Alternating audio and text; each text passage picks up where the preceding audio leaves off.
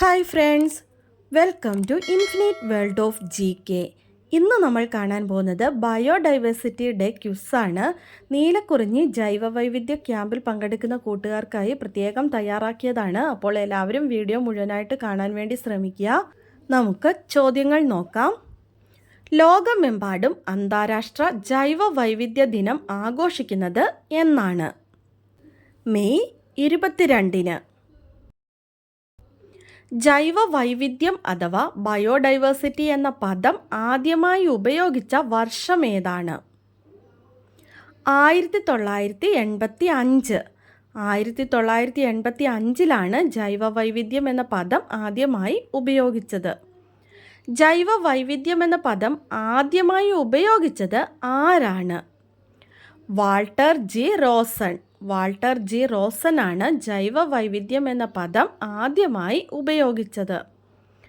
ജൈവവൈവിധ്യ ദശകമായി ഐക്യരാഷ്ട്ര പൊതുസഭ പ്രഖ്യാപിച്ച കാലഘട്ടം ഏതാണ്? 2011-2020 കാലഘട്ടം. കേരളത്തിലെ ആദ്യ സമ്പൂർണ്ണ ജൈവ ഗ്രാമം ഏതാണ്? ഉടുമ്പന്നൂരാണ് കേരളത്തിലെ ആദ്യ സമ്പൂർണ്ണ ജൈവ ഗ്രാമം. കേരളത്തിലെ ആദ്യ ജൈവ ജില്ല ഏതാണ്? കാസർഗോഡാണ് കേരളത്തിലെ ആദ്യ ജൈവ ജില്ല. കേരളത്തിലെ ഏറ്റവും ജൈവ വൈവിധ്യമാർന്ന പുഴ ഏതാണ്? ചാലക്കുടി പുഴയാണ് കേരളത്തിലെ ഏറ്റവും ജൈവ വൈവിധ്യമാർന്ന പുഴ. ഒരു പ്രത്യേക സസ്യത്തിൻ്റെ മാത്രം സംരക്ഷണത്തിനായി നിലവിൽ വന്ന ഇന്ത്യയിലെ ആദ്യത്തെ സംരക്ഷണ കേന്ദ്രം ഏതാണ്? കുറിഞ്ഞിമല. നീലക്കുറിഞ്ഞിയുടെ സംരക്ഷണാർത്ഥമാണ് ഇത് നിലവിൽ വന്നത്. സംരക്ഷിത വനഭൂമിയില്ലാത്ത കേരളത്തിലെ ജില്ല ഏതാണ്? ആലപ്പുഴയാണ് സംരക്ഷിത വനഭൂമിയില്ലാത്ത കേരളത്തിലെ ജില്ല. സിംഹവാലൻ കുരങ്ങുകൾ കൂടുതൽ കാണപ്പെടുന്ന കേരളത്തിലെ നാഷണൽ പാർക്ക് ഏതാണ്? Silent Valley national park, Palakkad. ലോകത്തിലെ ഏറ്റവും വലിയ കണ്ടൽ കാടായ സുന്ദർബൻ സ്ഥിതി ചെയ്യുന്ന ഇന്ത്യൻ സംസ്ഥാനം ഏതാണ്? പശ്ചിമ ബംഗാൾ. സൈലന്റ് വാലിയിലൂടെ ഒഴുകുന്ന നദി ഏതാണ്? കുന്തിപ്പുഴ.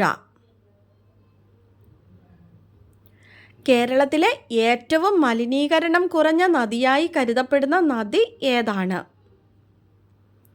കുന്തിപ്പുഴ. ഇന്ത്യയിലെ ആദ്യത്തെ ബയോസ്ഫിയർ റിസർവ് ഏതാണ്? Nilgiri biosphere reserve. പശ്ചിമഘട്ടത്തിൽ സ്ഥിതി ചെയ്യുന്ന ഏറ്റവും പ്രധാനപ്പെട്ട മഴക്കാട് ഏതാണ്? Silent Valley. ഇടുക്കിയിലെ ഇരവികുളം ദേശീയോദ്യാനത്തിൽ സംരക്ഷിക്കപ്പെടുന്ന മൃഗം ഏതാണ്? വരയാട്. കേരളത്തിൽ ഏറ്റവും അധികം മലകളും കുന്നുകളുമുള്ള ജില്ല ഏതാണ്? ഇടുക്കി. മലകളും കുന്നുകളും ഏറ്റവും കുറവുള്ള കേരളത്തിലെ ജില്ല ഏതാണ്? ആലപ്പുഴ. ഭൂമിയുടെ ശ്വാസകോശം എന്നറിയപ്പെടുന്നത് എന്താണ്? മഴക്കാടുകൾ.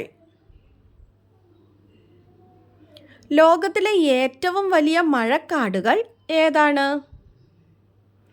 ആമസോൺ കാടുകൾ. ഭൂമിയുടെ വൃക്കകൾ എന്നറിയപ്പെടുന്നത് എന്താണ്? തണ്ണീർത്തടങ്ങൾ. ലോക തണ്ണീർത്തട ദിനം അഥവാ വേൾഡ് വെറ്റ്ലാൻഡ്സ് ഡേ എന്നാണ്? ഫെബ്രുവരി 2-ന്. 2025 ലോക തണ്ണീർത്തട ദിനത്തിൻ്റെ പ്രമേയം എന്താണ്? പ്രൊട്ടക്റ്റിംഗ് വെറ്റ്ലാൻഡ്സ് ഫോർ അവർ കോമൺ ഫ്യൂച്ചർ.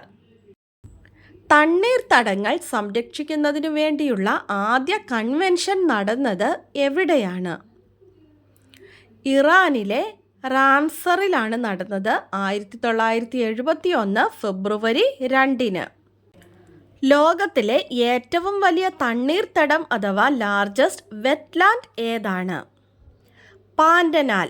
പാൻഡനാലാണ് ലോകത്തിലെ ഏറ്റവും വലിയ തണ്ണീർത്തടം. ഇത് സ്ഥിതി ചെയ്യുന്നത് ബ്രസീലിലും ബൊളീവിയയിലും പരഗ്വായിലുമായിട്ടാണ്. ഇന്ത്യയിൽ ആദ്യമായി രൂപീകരിക്കപ്പെട്ട റാംസർ സൈറ്റ് ഏതാണ്? ചിൽക്ക തടാകം, ഒഡീഷ. കിയോലാഡിയോ ദേശീയോദ്യാനം, രാജസ്ഥാൻ. എന്താണ് റാംസർ സൈറ്റുകൾ? പ്രാദേശികവും തദ്ദേശീയവുമായ പദ്ധതികൾ രൂപീകരിച്ച് അന്താരാഷ്ട്ര സഹകരണത്തോടുകൂടി സംരക്ഷിക്കപ്പെടുന്ന തണ്ണീർത്തടങ്ങളാണ് റാംസർ സൈറ്റുകൾ. ഇന്ത്യയിൽ വനവിസ്തൃതി ഏറ്റവും കൂടുതലുള്ള സംസ്ഥാനം ഏതാണ്? മധ്യപ്രദേശ്. ഇന്ത്യയിൽ വനവിസ്തൃതി ഏറ്റവും കുറവുള്ള സംസ്ഥാനം ഏതാണ്? ഹരിയാന. ഇന്ത്യയിലെ ഏറ്റവും വലിയ റാംസർ സൈറ്റ് ഏതാണ്? സുന്ദർബൻസ്. പശ്ചിമ ബംഗാളിലെ സുന്ദർബൻസ് ആണ് ഇന്ത്യയിലെ ഏറ്റവും വലിയ റാംസർ സൈറ്റ്. ഇന്ത്യയിൽ എത്ര റാംസർ സൈറ്റുകളുണ്ട്? ഇപ്പോൾ നിലവിൽ ഇന്ത്യയിൽ 89 റാംസർ സൈറ്റുകളാണ് ഉള്ളത്. ഇന്ത്യയിലെ ഏറ്റവും ചെറിയ തണ്ണീർത്തടം ഏതാണ്? ഹിമാചൽ പ്രദേശിലെ രേണുക തണ്ണീർത്തടമാണ് ഇന്ത്യയിലെ ഏറ്റവും ചെറിയ തണ്ണീർത്തടം. ഇന്ത്യയിൽ ഏറ്റവും കൂടുതൽ റാംസർ സൈറ്റുകളുള്ള സംസ്ഥാനം ഏതാണ്?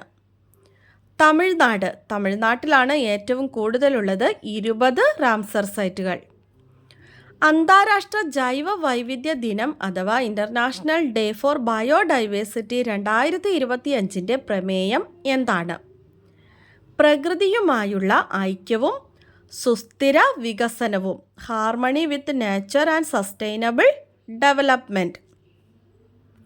2050 ആകുമ്പോഴേക്കും ലോകത്തിലെ ജൈവ വൈവിധ്യ നഷ്ടം തടയാനും പരിഹരിക്കാനും ശ്രമിക്കുന്ന അന്താരാഷ്ട്ര കരാർ ഏതാണ്? Kunming Montreal global biodiversity framework 2022. ഇന്ത്യയിലെ ആദ്യത്തെ ജൈവ വൈവിധ്യ മ്യൂസിയം ഏത് സംസ്ഥാനത്താണ്? കേരളത്തിലാണ്, തിരുവനന്തപുരം ജില്ലയിലെ വള്ളക്കടവിൽ. നമ്മുടെ ഇന്നത്തെ ബോണസ് ക്വസ്റ്റ്യൻ: ഐക്യരാഷ്ട്രസഭ അന്താരാഷ്ട്ര വനവർഷമായി പ്രഖ്യാപിച്ച വർഷം ഏതാണ്? ഐക്യരാഷ്ട്രസഭ അന്താരാഷ്ട്ര വനവർഷമായി പ്രഖ്യാപിച്ച വർഷം ഏതാണ്? ആൻസർ അറിയാവുന്നവർ വേഗം തന്നെ കമൻറ്റ് ചെയ്തോളൂ. ഇന്നത്തെ വീഡിയോ നിങ്ങൾക്ക് എല്ലാവർക്കും ഇഷ്ടമായി കാണുമെന്ന് വിചാരിക്കുന്നു. ഇഷ്ടമായാൽ ലൈക്ക് ചെയ്യാനും നിങ്ങളുടെ കൂട്ടുകാർക്കൊക്കെ ഒന്ന് ഷെയർ ചെയ്ത് കൊടുക്കാനും സബ്സ്ക്രൈബ് ചെയ്യാതെ കാണുന്ന കൂട്ടുകാരുണ്ടെങ്കിൽ ഒന്ന് സബ്സ്ക്രൈബ് ചെയ്യാനും മറക്കല്ലേ. അടുത്ത ദിവസം പുതിയൊരു വീഡിയോയുമായി നമുക്ക് വീണ്ടും കാണാം. Thanks for watching.